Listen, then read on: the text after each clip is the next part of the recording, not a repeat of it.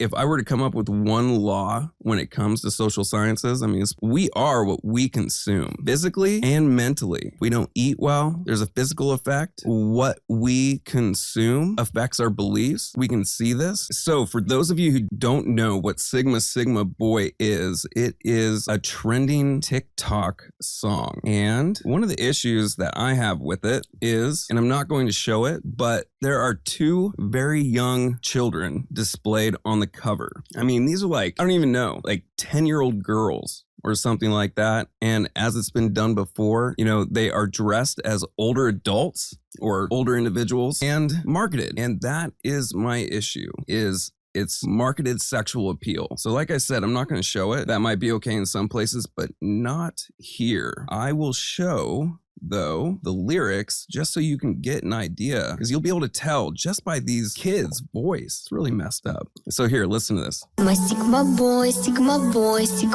Isn't that creepy? Am I the only one who thinks that? Boy, каждая девчонка хочет танцевать с тобой. Sigma, Sigma boy, Sigma boy, Sigma boy. Я такая вся, что добиваться будешь год. Sigma, Sigma boy, Sigma boy, Sigma boy. Каждая девчонка хочет танцевать с тобой. Sigma, Sigma boy, Sigma boy, Sigma boy. И я такая вся, что добиваться будешь год. Sigma, Sigma boy, Sigma boy, Sigma boy.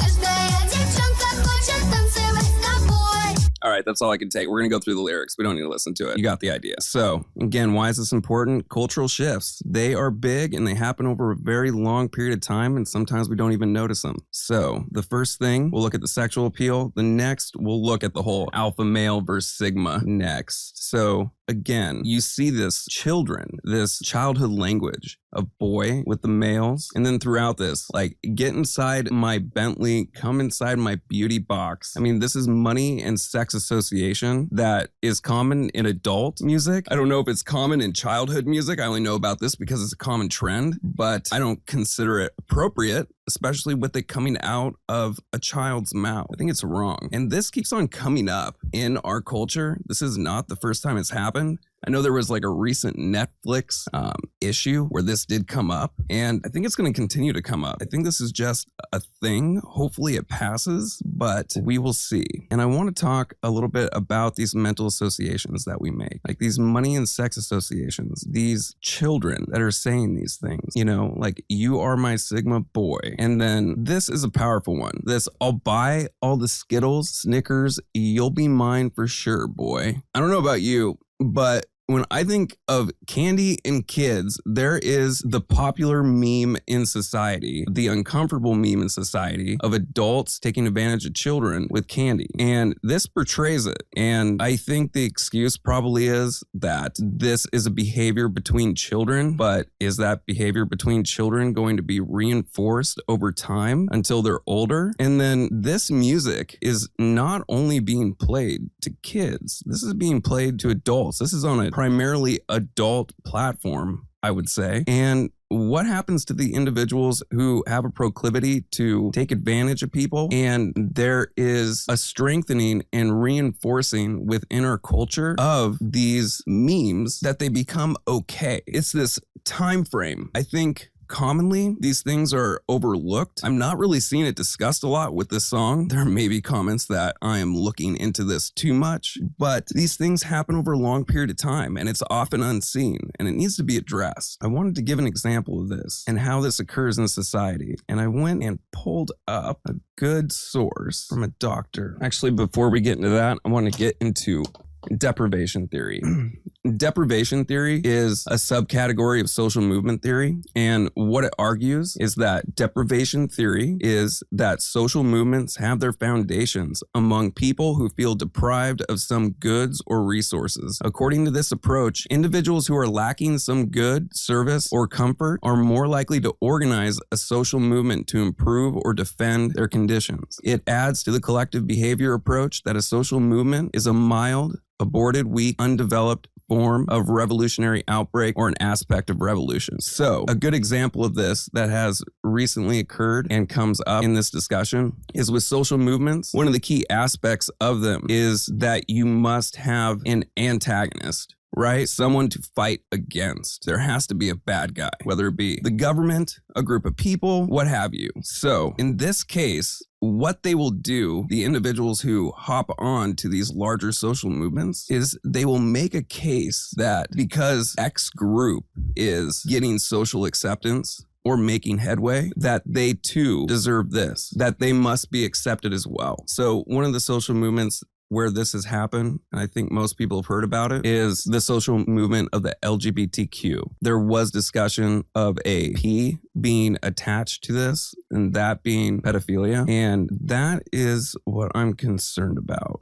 So here is a source, I believe it's from Dr. David Paternote.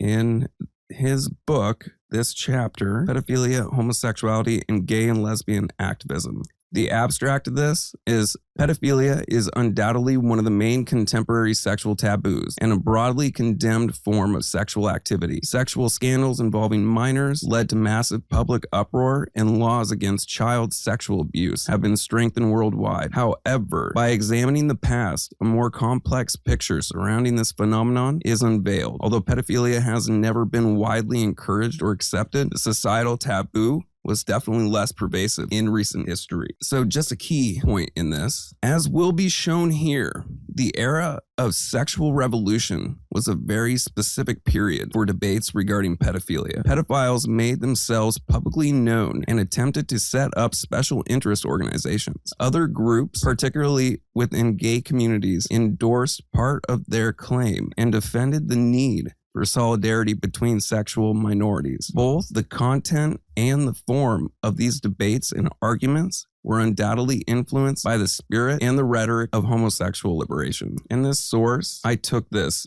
from an actual journal, an academic source. So in this chapter, it serves as an attempt to better understand this intriguing movement in the history of sexuality. The goal is to overcome normative discussion surrounding the extent of sexual liberation by shifting the debate towards an investigation of sexual change. Therefore, neither the moral validity of pedophilia relations nor the impact of sexual activity of adults with children will be discussed. Relying on my own expertise on the history of homosexual movements, this chapter rather seeks to gain a better understanding of the dynamics of change within a particular social movement. This analysis highlights past discussion on pedophilia within gay groups, the various failed attempts to seriously politicize the issue, and speculates about the reasons for the disappearance of these controversies by focusing on social movement discourses. One thing regarding the prior paragraph, I think a very, very good reason an argument can be made regarding the ability for these subcultures to proliferate more now. And that is due to social media and internet access. These extreme communities, they're able to find each other and reinforce said beliefs. Normally, many of these people wouldn't interact. I mean, they are in the extreme category. There are not many, and it's not socially acceptable. But you can find a subreddit or a random Facebook page. You can get together and hang out. It's a scary thought. We've seen this in other areas as well. For example, incels, that's becoming a pretty popular thing. But this is just to demonstrate that this is a real thing. I mean, it may sound like an overreaction and looking into this too much, but this is something that's actually been researched in the social sciences, and it's something that's been observed. And I don't want to come across that I am like anti-homosexuality or anything like that. I'm not. I'm very much pro-supporting that group and that movement, but I do believe that there needs to be some awareness of the possibility of other individuals taking advantage of positive social movements and using them for their own advantage to gain public acceptance and then excuse their own bad behavior among society. It's a problem, and it happens way too often. And again, about these associations, these cognitive associations, they are a real thing.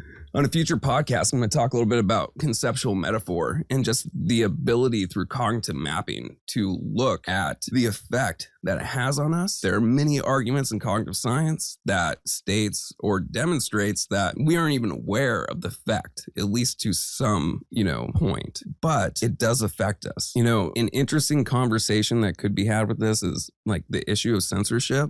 I would make an argument that this kind of stuff, at least the marketing of sexual appeal, should be censored. That is, sexual appeal masked onto children in society. It's not right, and it promotes something that is disgusting and horrible. In my opinion, it promotes bad behavior and bad things in society, and it should not be allowed. Another thing is, like, what are the intentions of those who promote such things? I mean, it could be like pure ignorance. It could just be, hey, here's an opportunity to make money. I don't, and I could be wrong, believe that these kids were just hanging out together and wrote this song. Most likely someone else wrote this song, found two children that can sing, and said, hey, we're going to use them to make some money. Most likely adults seen an opportunity and took it. I mean, this is like similar to the boy band thing, except they were at least in their teenage years, but now it's children. Also, this did come out of Russia, which is interesting. I'm not too familiar with their culture or what is appropriate or not, but different cultures are okay with different things. I know Japan, I'm not sure about China, probably. They have like a big music industry that is just marketed primarily with kids. And it is really odd. There's some really good documentaries on it. The intentions of the adults involved should be questioned. And I mean, if I were to come up with one law when it comes to social sciences, I mean, it's popular in the physical realm, not so often in the social, but we are what we consume physically and mentally. It is just a reality of our day-to-day lives. If we don't eat well, there's a physical effect. What we consume affects our beliefs. We can see this with all the media stats, right? I mean, if you are consuming right-wing politics, media, you're going to support it. If you are primarily consuming the left side of politics, you're going to support that. It just is what it is. And I don't think we consider that enough in society. And it also, it's interesting, right? We say we're open-minded, but then again, we make a conscious choice to only consume one thing. We make a conscious choice to only consume one side of the story because we enjoy it. We like it. It reinforces our beliefs. It's so hypocritical and it's funny. But whatever. So in conclusion, kind of bringing this all together, there is a serious issue with this song. And the publication of it in the manner in which it was, look it up on your own to see how it was portrayed. Again, one thing that often isn't considered by a lot of people who do put out media is the effect of it. And it really needs to be considered among the people who are publishing it because it is consumed. And again, like, we are what we consume. It is, in my opinion, just a reality, just based on observation of people. This is an important topic, this Sigma thing. That is a big deal. And I really hope more thought and consideration is given into it. So thank you everyone for watching now and in the future. I appreciate your time and consideration. I hope you got something positive out this and possibly some good information. That's what matters. If you ever find something that I was wrong about that I spoke, let me know. I'm open to it, getting that criticism. I'd rather give good information than bad information. And I think accepting that mistake and providing the correct message, more than happy to fix that, learn and move forward. So thank you. Have a great night.